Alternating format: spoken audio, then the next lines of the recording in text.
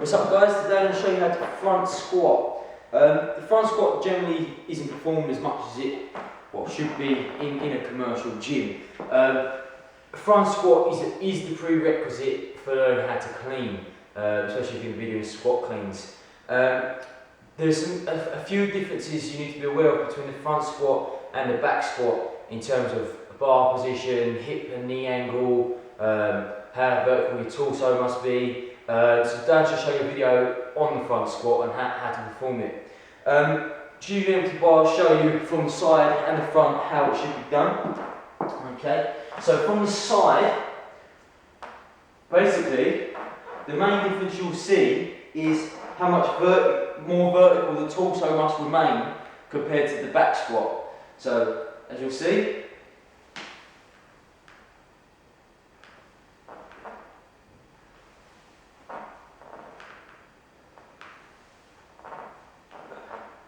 so as you can see, if I'm in this bottom position, my knees have to go in front of my toes.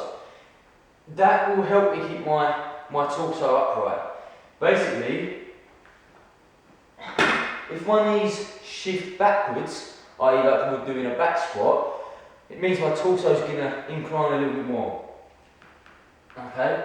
Now, obviously if you're supporting a load here, if I incline my torso, the weight's more likely to fall forwards off my shoulders. Okay? So it's very important you allow your knees to go forwards, still tracking over your toes. You don't want them adducting inwards like so. You want to track them over your toes. Torso must remain upright in this position. Okay? You'll know when you do a full depth front squat because your hamstrings will make contact with your calves. You won't be upright like that. Okay? So full range of motion front squat.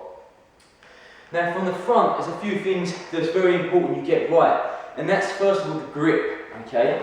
Now, obviously everyone has different length forearms, torsos, things like that. Okay, so generally the grip needs to be wide enough to allow me to keep my elbows up like this.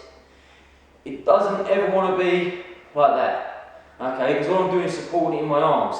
It needs to be resting across my anterior delts and on the back of my throat. Again, the opposite, you don't need so far back where it's going to make you pass out. Okay, you just want to make sure it's resting. So you should be able to squat like this.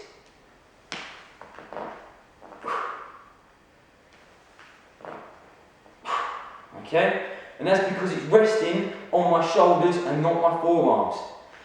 If you find you have insufficient flexibility in your shoulders and your wrists, you may need to make the grip wider to accommodate for that. Okay.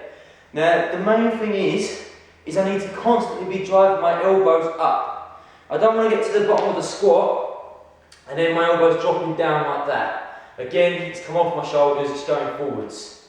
So elbows up, strong position like this. Think about on the way up about pulling the chest up, okay? Don't think about hip drive like you would in a back squat. So down, chest up, okay? Other than that, okay, the bar position needs to remain over the mid-foot. So again, if I show you from the side, in this position here, as I'm squatting down, the bar is directly above the mid part of my foot. Doesn't want to be forwards or too far back. Mid part of the foot all the time. This, I can put most amount of balance, apply the weight evenly through my foot, drive back up strong. Okay? So that's the front squat. Hope you enjoyed that video, and that's abpersonaltraining.com.